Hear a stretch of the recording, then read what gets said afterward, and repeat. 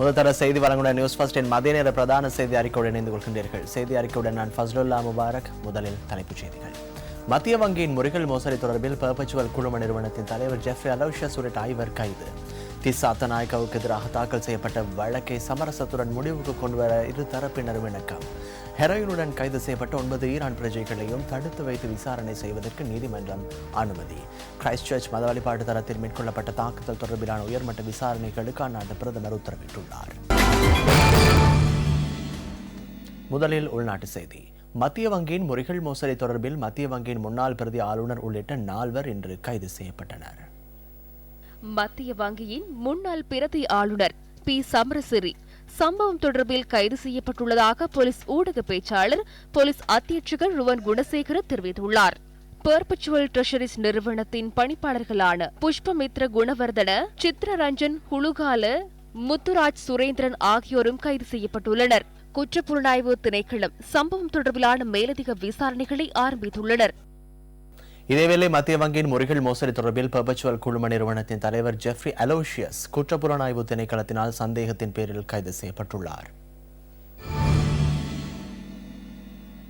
பாராளுமன்றம் இன்று முடியது. பாராளுமன்றத்தில் இன்று விவாதிக்கப்பட்ட விடயங்கள் தொடர்பிலான பார்வை அடுத்து.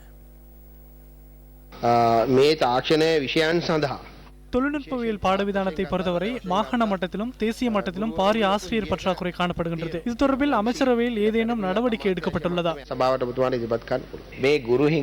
இந்த ஆசிரியர் பற்றாக்குறை தொடர்பில் நிதியமைச்சிற்கும் தொழில் வல்லுநர் திணைக்களத்திற்கும் தெரிவித்துள்ளோம். இது தொடர்பிலான உரிய நடவடிக்கைகளை மேற்கொள்ளுமாறு தெரிவித்துள்ளோம். அனுமதி கிடைக்கும் பட்சத்தில் உரிய நடவடிக்கைகளை நாம் எடுப்போம். அனுமதிය ලැබුණු සැනින් අපි බඳවා ගැනීම කරනවා. මේ ඉංජිනේරු තාක්ෂණයේ ජෛව පද්ධති තාක්ෂණය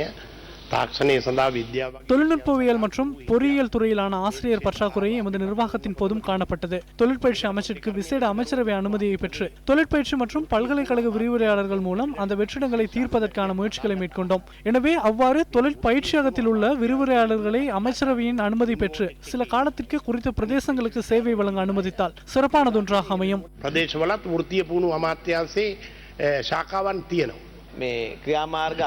இது தொடர்பிலான திட்டம் ஒன்றை நாங்கள் தீர்மானித்துள்ளோம். ரிக்கெல்ல கஸ்கட பகுதியில் இடம்பெற்ற நிகழ்வு ஒன்றில் ஐக்கிய மக்கள் சுதந்திர கூட்டமைப்பின் பாராளுமன்ற உறுப்பினர் நாமல் ராஜபக்ச கலந்து கொண்டிருந்தார். சர்வதேச நாணய நிதியத்தின் நிதி மூலமே கொழும்பை ஐக்கிய தேசிய கட்சி பரிபாலிக்கின்றது. உலக வங்கியால் முன்னெடுக்கப்படும் திட்டங்களை கிராமங்களில் நடைமுறைப்படுத்துவதற்கு அவர்கள் முயற்சிக்கின்றார்கள். அவர்கள் தமது அரசியல் திட்டமிடல்களை மேற்கொள்வதில்லை.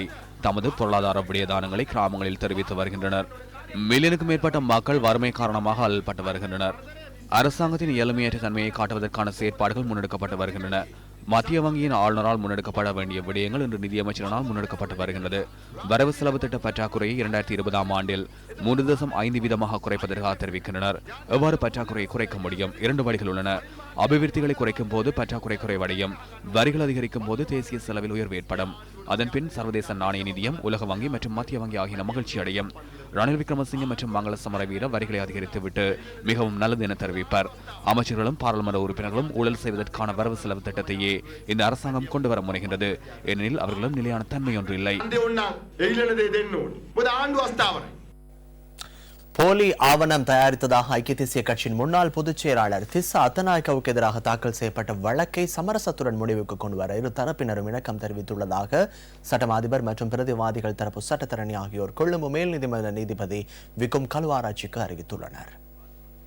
வழக்கில் முதலாவது மற்றும் 2வது சாட்சியாளர்களாக பெயரிடப்பட்டுள்ள பிரதமர் மற்றும் ஜனாதிபதி ஆகியோர் சார்பில் ஆஜரான சட்டத்தரணிகளும் இந்த இணக்கப்பாடு தொடர்பில் எவ்வித ஆட்சேபனையும் இல்லை என மன்றில் தெரிவித்துள்ளனர். இதன் பிரகாரம் இந்த இணக்கப்பாடு தொடர்பில் விளக்கம் அளிப்பதற்காக எதிர்வரும் 4ஆம் திகதி மீண்டும் வழக்கு விசாரணைகள் இடம்பெற உள்ளன. வழக்கின் பிரதிவாதியாக திஸ்ஸா அத்தநாயக்க இன்று நீதிமன்றத்தில் ஆஜரானதுடன் சட்டமாதிபர் சார்பில் பிரதி சாலிசிட்டர் ஜெனரல் திலீப் பீரிஸ், பிரதிவாதி சார்பில் ஜனாதிபதி சட்டத்தரணி காலிங்க இந்திர திஸ்ஸா ஆகியோர் மன்றில் ஆஜராகியிருந்தனர்.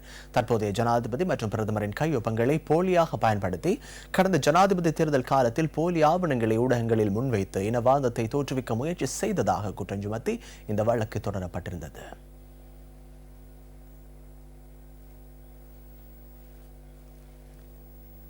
இன்று முதல் நாளாந்தம் காலையிலும் மாலை வேளையிலும் சில மணித்தியாலங்கள் மின்சாரம் துண்டிக்கப்படும் என இலங்கை மின்சார சபை தெரிவித்துள்ளது.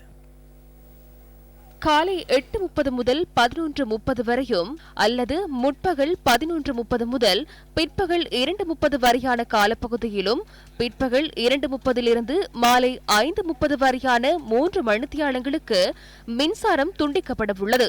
இரவு வேளையில் மாலை 6:30 7:30 வரையும் அல்லது 7:30 முதல் 8:30 வரை அல்லது 8:30 9:30 வரை 1 மணித்தியாலயம் மின்சாரம் துண்டிக்கப்படவுள்ளது. நாட்டின் 50 கிரேட் உபமின் நிலையங்கள் செயற்படுவதுடன் அந்த உபமின் நிலையங்களின் கால வரையறைக்கு ஏற்ப மின்சாரம் துண்டிக்கப்படும் என இலங்கை மின்சார சபை தெரிவித்துள்ளது. தென் மாகாணத்தில் பரவி வரும் இன்ஃபுளுவன்சாவை கட்டுப்படுத்துவதற்கான நடவடிக்கைகள் முன்னெடுக்கப்பட்டு வருவதாக தென் மாகாண சுகாதார சேவைகள் பணிப்பாளர் வைத்தியர் பி விஜயசூரிய தெரிவிக்கின்றார். இன்ஃபுளுன்சா தொடர்பிலான பரிசோதனைகளை மேற்கொள்வதற்கு அனைத்து வைத்தியசாலைகளுக்கும் அறிவுறுத்தப்பட்டுள்ளதாக தென் மாகாண சுகாதார சபைகள் பணிப்பாளர் குறிப்பிட்டார். இன்ஃபுளுன்சா தாக்கத்திலிருந்து பாதுகாப்பதற்கான நடவடிக்கைகளை கையாளுமாறும் தென் மாகாண சுகாதார சபைகள் பணிப்பாளர் வைத்தியர் பி விஜயசூரிய பொதுமக்களை கேட்டுக் கொண்டுள்ளார். இன்ஃபுளுன்சா பரவும் வேகத்தின் அதிகரிப்பு காணப்படுவதாக காலி கராப்பிட்டிய போதனா வைத்தியசாலையின் பணிப்பாளர் டாக்டர் பிரியந்த கருணாரத்ன ஏற்கனவே தெரிவித்திருந்தார். சுமார் 73 பேர் வரை இன்ஃபுளுன்சா தாக்கம் காரணமாக வைத்தியசாலையில் சிகிச்சை பெற்று வருவதாகவும் பணிப்பாளர் மேலும் குறிப்பிட்டார். இதேவேளை நுளம்பி குடம்பிகளின் பெருக்கம் காரணமாக ஏப்ரல் மற்றும் மே மாதங்களில் டெங்கு பரவும் வேகம் அதிகரித்துள்ளதாகவும் சுகாதார திணைக்களம் தெரிவிக்கின்றது. வருடத்தின் இதுவரையான காலப்பகுதியில் 11,323 பேர் டெங்கு நோய் தாக்கத்துக்குள்ளாகி சிகிச்சை பெற்றுள்ளதாகவும் சுகாதார திணைக்களம் மேலும் தெரிவித்துள்ளது.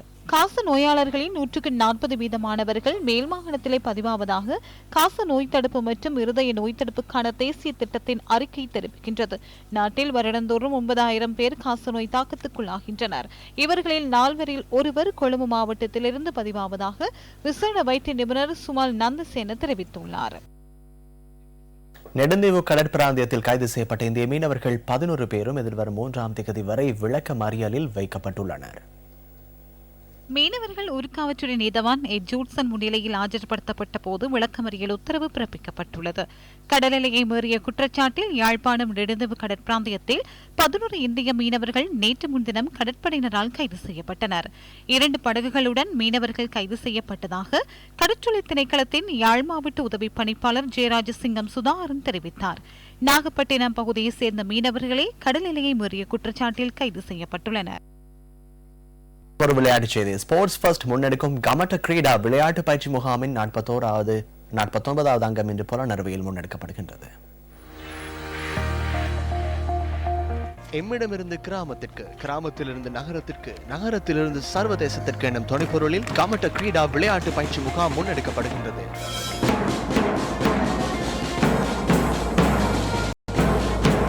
கமட்ட கிரீடா விளையாட்டு பயிற்சி முகாமின் 49வது அங்கம் புலனறுவை இரஹந்த கெட்டுவ மத்திய மகா வித்தியாலயத்தில் ஆரம்பமானது.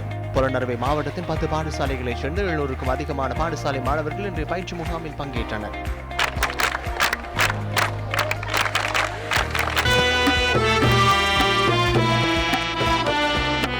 இலங்கையின் தரம் வாய்ந்த பயிற்றுனர்களால் பாடசாலை மாணவர்களுக்கு விளையாட்டு நுணுக்கங்கள் கற்றுக் கொடுக்கப்பட்டன. மெய்வல்லுனர் கிரிக்கெட், கரப்பந்தாட்டம், பேஸ்பால், ரக்பி, ஹாக்கி உள்ளிட்ட விளையாட்டுகள் அதில் உள்ளடங்கின.